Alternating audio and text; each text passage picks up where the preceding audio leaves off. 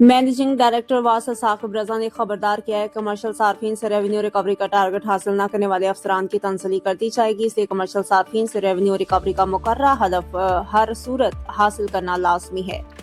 Revenue directorate کا M D واسطہ ثاقب رضا کی زیر صدارت اجلاس، deputy managing director admin Shoaib Rashid, directors revenue Muhammad Iqbal, Umar Iftikhar, director P H S Shahbaz Latif سمیت دیگر افسران نے اجلاس میں شرکت کی۔ مارچ کے آخر تک ریونیو ریکوری کا 425 ملین روپے کا ریونیو ریکوری کا ہدف مقرر کیا گیا تھا اور اس ہدف کے حصول کے لیے تمام افسران اور اسٹاف خصوصی توجہ مرکوز رکھیں۔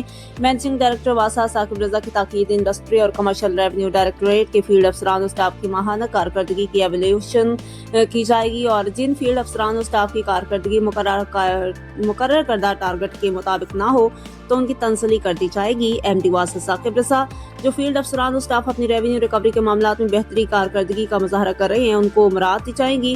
کمرشل ریونیو ریکوری کا مقررہ ہدف سے کم ریکوری کسی صورت قابل قبول نہیں ہے۔ ایم ڈی واسطہ ثاقب رضا، 25 رمضان المبارک سے عید الفطر کے تیسرے روز تک تمام تر انڈسٹری بند رہنی چاہیے تاکہ عید کی تعطیلات میں شہریوں کو نکاسیاب کے معیاری اور بہترین سہولیات کی فراہمی کی جا سکے۔ ایم ڈی واسطہ ثاقب رضا کی کمرشل فیلڈ اسٹاف کو ہدایت۔